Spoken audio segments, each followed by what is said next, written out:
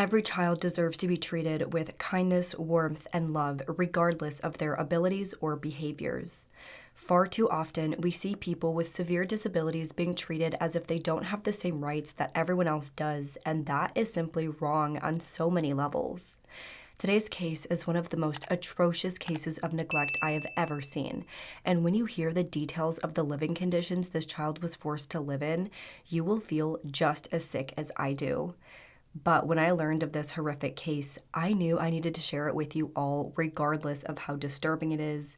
Heather's story needs to be told, and I am here to share it with you. But before we get into the horrific case, if you wear glasses, you're going to want to hear from today's sponsor, GlassesUSA.com. If you haven't already heard, GlassesUSA.com is one of the biggest and best eyewear retailers in the US, offering thousands of eyeglasses and sunglasses brands such as Ray-Ban, Oakley, Gucci, and so many more. They also offer contact lenses.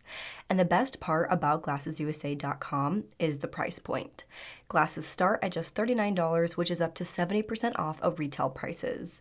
They offer some of my favorite brands, such as Amelia E, which is the super cute pair that I'm wearing right now. These have been some of my favorite go-to pair for when I'm on my computer all day. These actually have blue light blocking coating, which helps to protect your eyes while looking at screens. Using blue light blocking glasses helps to reduce my eye strain, decrease headaches, and improve productivity. I also have this pair of Amelia E glasses, which I think are just so cute and complement my face shape really well.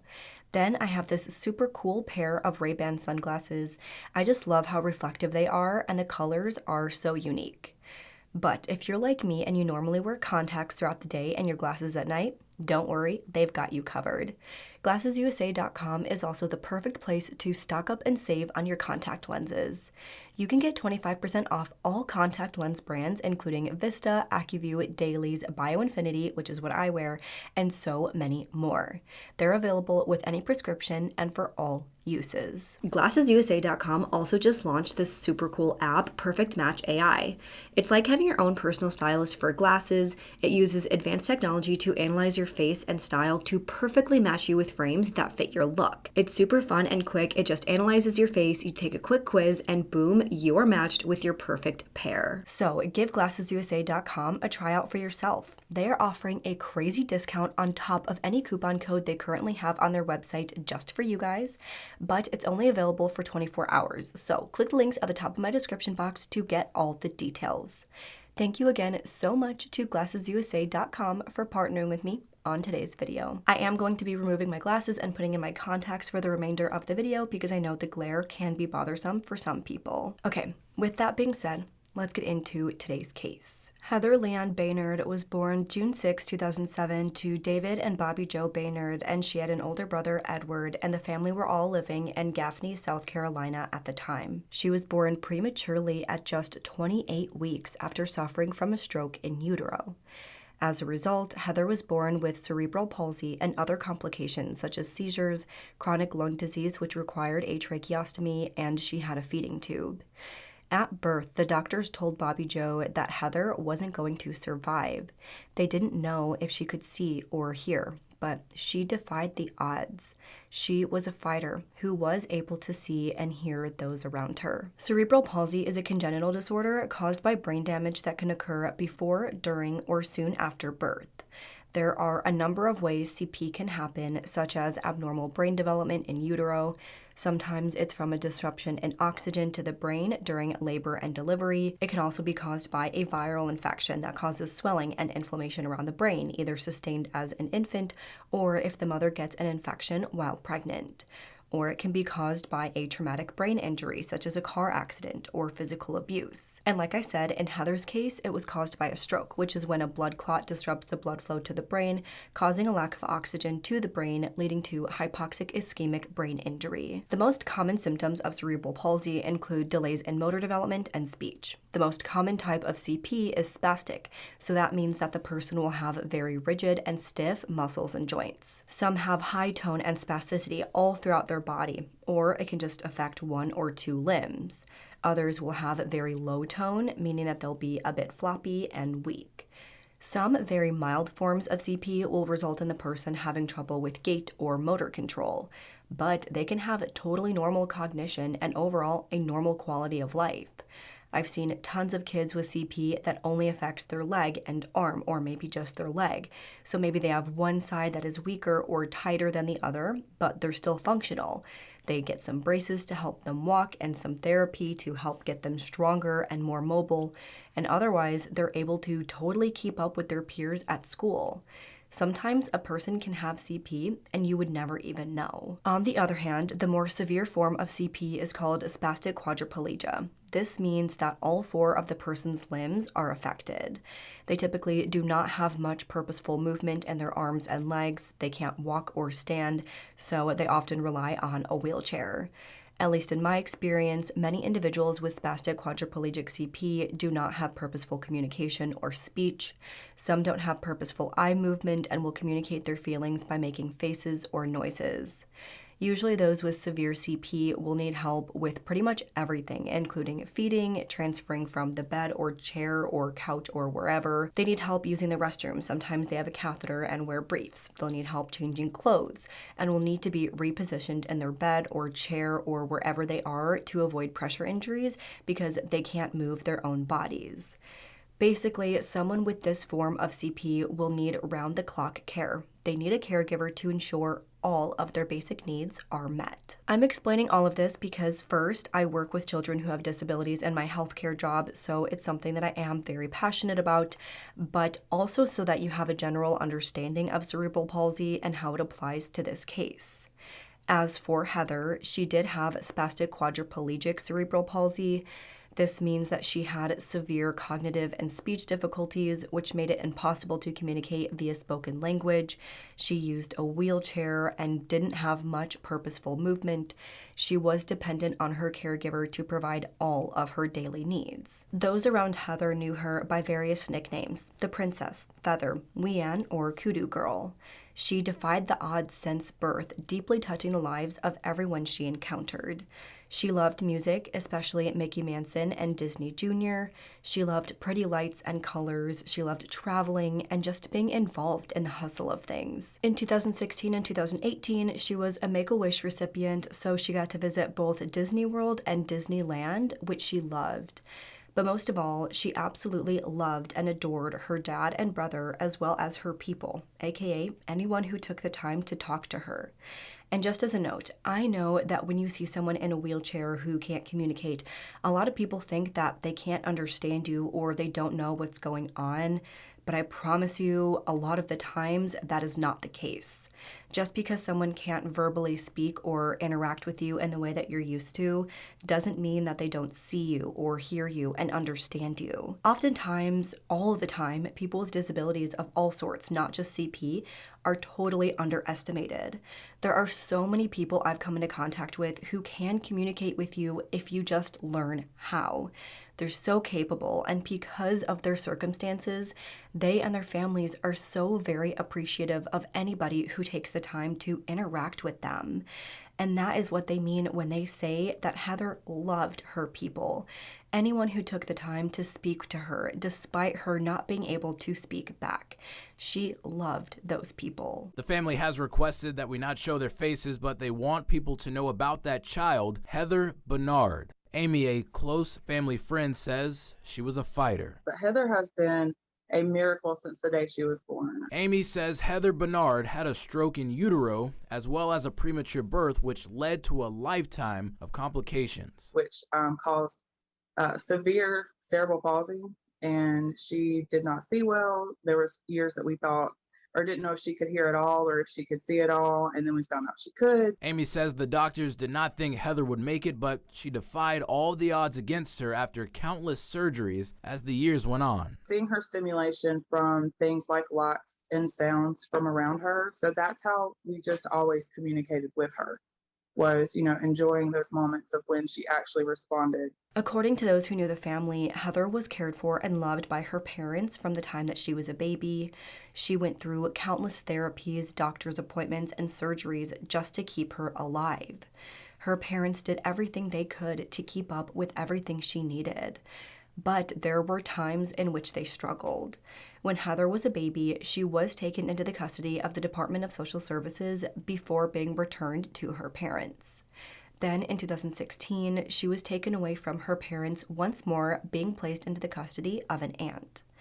According to the aunt, when she got emergency custody of Heather, she appeared healthy. It seemed like she had good hygiene. She was growing appropriately, and it seemed like her medical needs were being taken care of. After a short time under the care of her aunt, Heather was returned back to Bobbie Jo and David. I'm not exactly sure why she was taken away or why she was returned, what was going on at that time. All we know is that she was taken away and she was returned. After being returned to her parents, DSS was supposed to conduct weekly home visits for the 3 years that followed, but at one point she was hospitalized for pneumonia and another time for sepsis. Of course, this resulted in long stays at the hospital, and I guess after these emergencies, the visits with DSS sort of fell off. By 2020, the Department of Disabilities and Special Needs and the Department of Health and Human Services got involved with Heather to offer her family Medicaid services. They accepted, so service providers were supposed to conduct in-person visits at least once every 6 months, but it seemed that this didn't happen either. Also, by 2020, according to extended family members, Bobbie Jo and David stopped allowing family members to visit Heather, saying that she was medically fragile and a high risk for contracting COVID. So, family members stopped being able to see her and therefore didn't know how she was doing. By September of 2020, then 12-year-old Heather's older brother, then 18-year-old Edward, began working with Access Home Care as a children's personal care aide and respite care aide for Heather. To be an aide with Access Home Care, employees must complete 10 hours of training, 4 of which are in person and 6 of which are online to be completed independently. They must take a few tests, one of which includes questions on how to report any form of abuse. Once this training is complete, the employee can begin work. They do not complete any sort of medical duties, only simple, non-skilled tasks. Clients with Access can choose their aides, and with Heather, it just made sense that her older brother would take care of her. He was now being paid to do so he could spend more time with her. It was nice having a trusted loved one be the person in charge of her care. According to the director of nursing at Access, they used to send out staff to do regular home visits with their clients to ensure the aides were doing their duties. However, after COVID lockdowns, they instead switched to phone calls. So no one was physically going in person to see how Edward was doing or ensuring that he was completing his duties properly. I guess they just took his word for it because there was no way for Heather to talk to the caseworker. Now, Heather's pediatrician was Dr. Marcia Parra, who started seeing her in 2012. She reported that Heather was an alert, interactive little girl who could smile and show emotion, but again, she couldn't communicate via spoken language. Dr. Parra saw Heather at least once per year until January of 2021. During that visit, she requested that she see Heather every 6 months. However, this would actually be the very last time she would ever see Heather. Heather actually had appointments scheduled for August, September, October, and December of 2021, and then in January and February of 2022. But every single one of those appointments were canceled. By this point, all throughout the year of 2021 and now going into 2022, no one checked in on Heather. There were no home visits done by DSS or Access Home Care. Heather was not being taken to her doctor appointments anymore. Even her own family members were prevented from seeing Heather due to the COVID pandemic. So no one knew what she was going through. No one knew how she was being treated. Everyone just assumed that she was okay, but she wasn't. The conditions under which Heather was forced to live were deplorable. She was treated so poorly by the people who were supposed to love and protect her that investigators would later call this case the worst they've ever seen. By April 11th, 2022, David walked through the front doors of the emergency department in the Spartanburg's Regional Medical Center carrying his 14-year-old daughter over his shoulders like a, quote, sack of potatoes, according to medical staff. When walking in, neither he or his wife, Bobbie Jo, showed any urgency or emotion. They were both flat, cold, and uncaring when walking in with their daughter. Medical staff grabbed Heather from David and took her into a room for examination. After Heather was taken in, her parents sat down in the waiting room with David scrolling through his phone, still without a care in the world. Once doctors got Heather into a room, they were absolutely stunned and disgusted at her condition. She was still and unresponsive. Her body was cold and her skin was gray. She was clearly already deceased, so although efforts were made to bring her back, there was nothing further they could do. 14-year-old Heather Baynard was dead. Medical staff could tell right away that she hadn't been cared for in a very long time. They noted several lesions, bruises, cuts, and bites all over Heather's body, either from insects or animals. She had swollen genitalia, her diaper was soaked in urine, and she was wearing a stocking cap on her head that was soaked in blood. Under the cap, she had short, patchy hair with 2 parallel cuts on her scalp. Then, the skin on her legs was almost completely gone, as if it had dissolved. One doctor described that her legs looked like raw meat, with another doctor saying it looked like she had been dipped in acid from the waist down. Any skin she did have left was bright red, looking as if she had been hit or smacked. According to the doctor, her flesh had began decaying due to lack of oxygen to the tissues.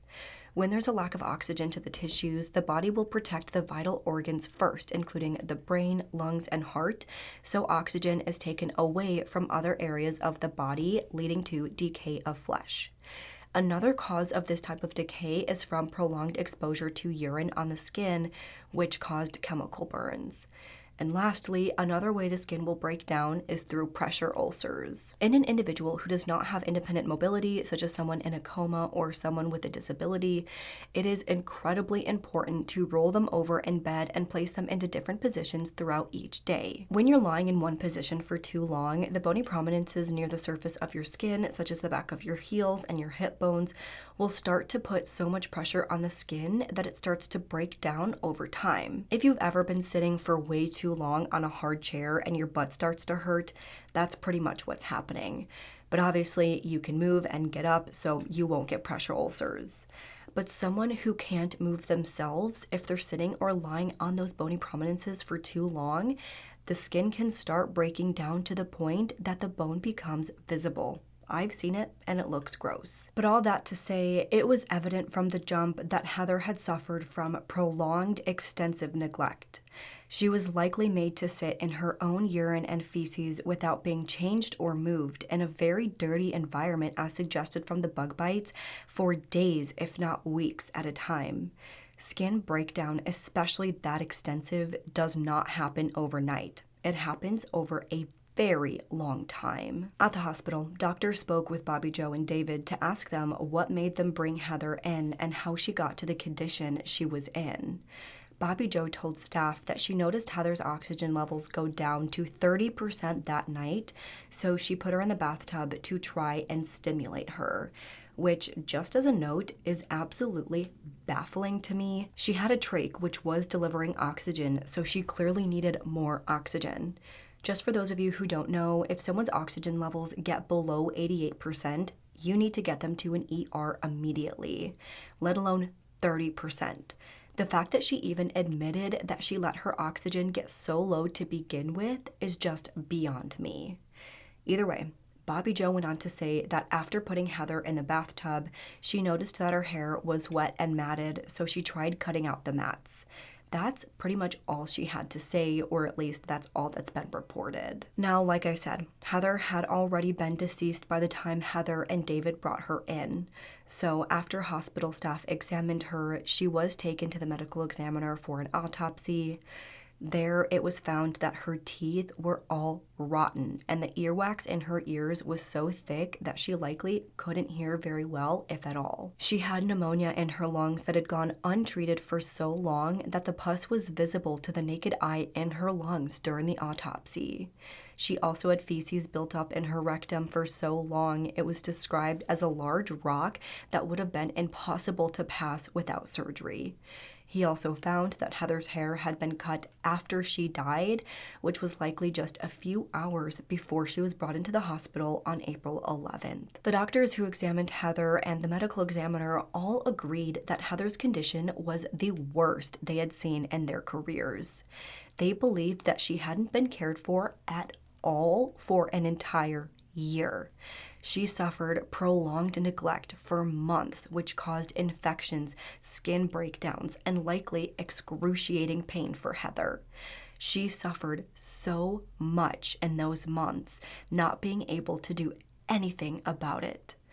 The medical examiner determined that Heather died as a result of the culmination of her injuries sustained from that prolonged neglect. It is the absolute worst case of child neglect I've seen in my 15 and a half years as coroner of Cherokee County. At that time, both 55-year-old David Baynard and 45-year-old Bobbie Jo Baynard were charged with murder, felony child abuse, and unlawful neglect of a child.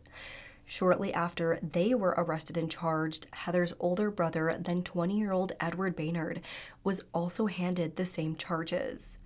Officers believed that all three individuals played a role in Heather's death. Of course, David and Bobbie Jo were her parents, therefore it was their job to take care of her, and they didn't.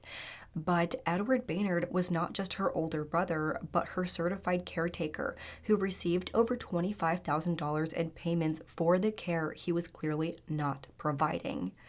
All three individuals just decided to stop providing any sort of care for Heather for a year until she died. They knew very well if they didn't provide her care, that she would die. In the day following Heather's death, April 12, 2022, investigators paid the home a visit to conduct a search. And those investigators were in for a surprise. That home was absolutely disgusting. And the reason I sort of chuckled is just because you will not believe the condition this home was left in. In fact, disgusting is an understatement. The house was so filthy that investigators had to wear Tyvek suits and respirators to process the home. When they first walked in, they saw what they thought was a small dog running across, but it turned out to be a large rat. As they made their way through the home, they found trash piled up as high as 4 feet in some places. They smelled soiled diapers, animal feces, and urine. There were roaches, flies, fleas, and cobwebs everywhere. In what they thought was the master bedrooms, officers couldn't even see the bed due to the amount of trash and other items piled up in the room. Inside that same room, they located Heather's crib, which was placed right next to her medical equipment, including an IV pole and her oxygen tank. In that crib, they found pads covered in human urine and animal feces. Investigators said that the smell within that home was unlike anything they've ever experienced. They said that there was not 1 square inch in that home that wasn't covered in feces. Also, what I'm about to tell you is very disturbing and involves animals, so anyone who is sensitive to that type of information, please skip forward about 30 seconds. But within that home, they found 40 animals, one of which was a dog who already had been dead. They also found several puppies, but 2 of those puppies were in such horrible condition that they had to be euthanized. In total, officers were able to rescue 20 animals from that home. So my assumption based on that number is that the rest of the animals outside of the dog and those puppies were rats or mice that obviously they weren't going to rescue. The home was deplorable and absolutely unlivable for any living being, let alone a child or a dog. This case just continued getting worse and worse for investigators and anyone else involved. The conditions this 14-year-old girl had to live through were despicable and so far beyond disgusting. And again, there wasn't a thing she could do about it.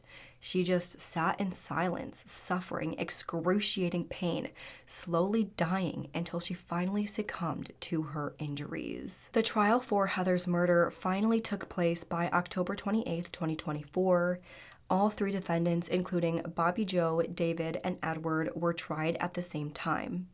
The prosecution were arguing that all three individuals simply stopped caring for Heather, forcing her to live in disgusting, horrible conditions because they wanted her to die. They no longer wanted her around, so they left her in her crib, alone, covered in urine, feces, and insects until she rotted to death. Everything we've discussed up to this point was presented at trial, from the horrific conditions of the home to the injuries all over Heather's body. The condition of her legs were actually so bad that they didn't show the photos at trial, and even her own doctor couldn't bear to look at them again because of how graphic they were. The suffering that she went through, not for a minute, not for an hour, not for a day, but for weeks. Ladies and gentlemen, if that's not malice, I don't know what is. Malice is malice. It's ill will. It's just total disregard. And to have that little girl in that situation where she can't escape, she's totally dependent on them. All three of these individuals here are responsible for what happened to him. These didn't happen one day. This happened over a long period of time. This led to a great long injury just from what she was exposed to. And ultimately, the way she was treated violently for death. I couldn't find much information at all on what the defense argued for Bobbie Jo and David, but I imagine they probably said that they just didn't know that not caring for her would result in her death, that they just didn't realize that this would happen. But I did see that Edward's defense basically argued that he too was a victim. He was also forced to live in horrible conditions. Heather's crib was located in Bobbie Jo and David's room, so they were the ones responsible for checking on her. They were the ones who went to bed every night right by her as she slowly died. They said that the only reason Edward was charged was because officers found out that he was being paid by Access Home Care. But they claimed that he wasn't trained well enough. He didn't have the tools needed to properly care for Heather. Therefore, he can't be held responsible for her death. You'll probably just like remain in hate. And that's okay. It's okay to hate it. It's okay to do the bad here. It's okay to think when you feel it's not your shame. It's okay. But again, I need to separate the emotions you feel from the actual facts of the case. However, even though, yes, Edward did live under those horrible conditions too, and he wasn't the one sleeping next to Heather every night, he was a grown adult by then. He could have left the home and sought help. He could have told a family member what was going on with Heather, or told them how filthy the home had gotten, but he didn't do any of that. In my opinion, I actually think he got certified as her caretaker so that no one would be visiting the home to see how they were living. Maybe with Medicaid, they were required to have a caretaker to do those unskilled day-to-day tasks, and they figured if Edward was the caretaker, that no one would come poking around in their business. Plus, it was a way to bring in some money without having to do any work. He wasn't being checked. No one was following up on how it was going. He was free to do whatever he wanted and was still being paid for it. And clearly whatever he wanted was to do nothing. And as we said earlier, he at least had to do some form of training, which included reporting abuse, what to look for with abuse and neglect, and how to report it. He did none of those things. That being said, I do think this was a planned intentional murder. As we saw, they canceled all those doctor's appointments and kept rescheduling them to make it seem like they'd come in, but they never had any intention to. They kept her family and everyone else away to make sure no one could save her. They even got Edward certified as her caretaker so that no one ever had to enter the home. Then with COVID, it made that so much easier to hide their home and hide what they were doing. On the day she finally died, I think them cutting her hair was a very sad attempt at cleaning her up before taking her in to get treated to make it look like she wasn't as neglected as she was. But as we heard from before, they couldn't even pretend to care. It was almost like they were happy she finally died and were glad to pass her off to those healthcare workers to take her off their hands. This is an open and shut case of long-term neglect that led to her death, and all 3 defendants are responsible. The trial only lasted 3 days, and after hearing arguments on both sides, the jury was off for deliberations, and it wasn't long before they came back with their verdicts, finding Bobbie Jo, David, and Edward all guilty on their charges. For this, Bobbie Jo and David were handed life sentences for the murder, while Edward was sentenced to 30 years behind bars for the murder. We, the jury, unanimously find the defendant, Bobbie Jo Baynard, on the charge of murder, guilty. We, the jury, unanimously find the defendant, David Eugene Baynard, on the charge of murder, guilty.